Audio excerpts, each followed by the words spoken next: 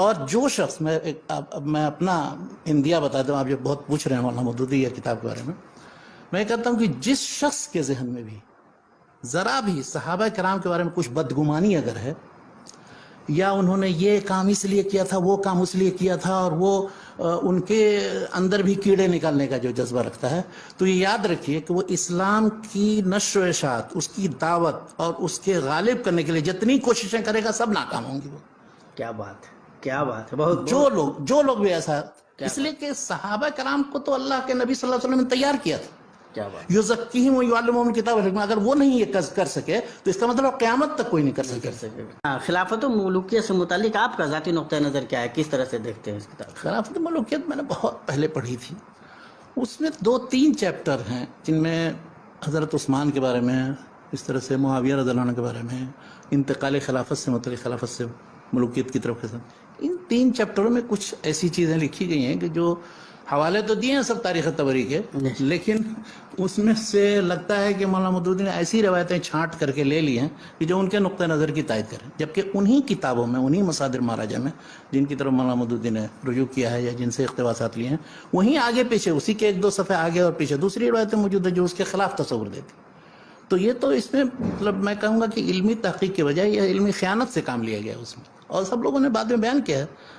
ان کے رد میں میرے خیال سے اب تک 8-10 کتابیں لکھی گئی ہوں گی، جن میں مشہور کی کتاب حافظ صلاح الدین یوسف کی، اس طرح سے دیوبندی حلقے سے بھی بہت سی کتابیں شائع ہوئیں، بلکہ حافظ صلاح الدین یوسف صاحب کی جو کتاب چھپی تھی خلافت و ملوکیت تاریخ و شرعی حیثیت، وہ مضامین کی شکل میں پہلے اقسام میں چھپی تھی۔ اچھا، وہ جب کتابی شکل میں جمع کیے گئے تو اس پر مقدمہ لکھوایا تھا مولانا عطا اللہ بھوجانی صاحب نے شائع کرنے سے پہلے، مولانا محمد یوسف بن نوری، مشہور دیوبندی حلقے سے، تاکہ یہ دکھایا جائے کہ تمام علماء اہل سنت با اختلاف مسلک و مذہب اس معاملے میں متفق ہیں، مولانا مودودی کے خلاف ہیں۔ کیا بات، تو وہ ان کا نقطہ نظر،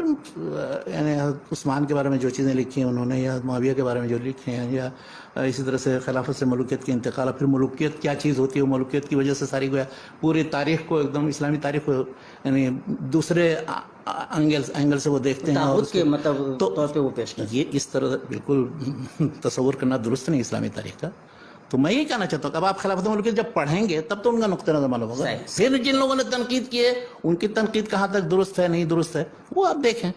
لیکن اب میں کہوں کہ نہیں خلافت ملوکیت پڑھنا نہیں، اس لیے کہ وہ کتاب غلط ہے، تو یہ اس کا میں قائل نہیں۔ کیا بات ہے، بہرحال مطلب جب پڑھیں گے تب پتہ چلے گا، اور شیخ مانتے ہیں کہ خلافت و ملوکیت میں، اور اس کتاب میں سب چیزیں نہیں غلط ہیں، اس میں وہی میں نے بتایا 3-4 چیپٹر ایسے ہیں جو زیادہ خطرناک ہیں، جی، اور لوگوں نے اکثر اسی پر تنقید کی، اور ظاہر ہے پوری کہ کتاب پر نہیں۔ جو زیادہ خطرناک ہے ان پہ تو گفتگو ہو بھی جانی چاہیے۔ وہ صحابہ کرام سے متعلق خاص طور پر جو لبکشائی ہوتی ہے، اب وہ صحابہ کرام کے بارے میں اہل سنت کا موقف یہ ہے کہ مشاجرات صحابہ کے بارے میں نہیں گفتگو کرنی چاہیے، اگر گفتگو بلا بدی ضروری ہو کرنی تب بھی اس انداز میں بات کریں کہ اس کی وجہ سے کسی دوسرے صحابی پر کوئی اتہام نہ آئے، یا کسی طرح ان پر لبکشائی زیادتی نہ ہو جائے، یہ اہل سنت کا ان کی شان، یا پھر نہ گفتگو کریں۔ مولانا مودودی یہ کہتے ہیں، یا اور جو لوگ بھی بہت جری ہیں وہ یہ کہتے ہیں کہ نہیں، یہ کون سی بات ہے، صحابہ بھی ہماری طرح سے آدمی تھے،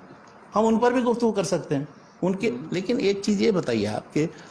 گفتگو تو آپ اعمال، حرکات یا ظاہری چیزوں پر نہ کریں گے، باطن پر آپ کیسے حکم لگائیں گے؟ کسی باطن پر تو آپ صحابہ کیا موجودہ دور کے لوگوں پر بھی نہیں حکم لگا سکتے، پھر وہ تو پھر اللہ پاک کے منتخب، اس لیے رضی اللہ عنہم ورضوا عنہ جو لوگ ہیں تو ان کے بارے میں گفتگو بہرحال اہل سنت کے مسلک کے خلاف ہے کہ کسی طرح کا ایسا تصور دیا جائے کہ جس سے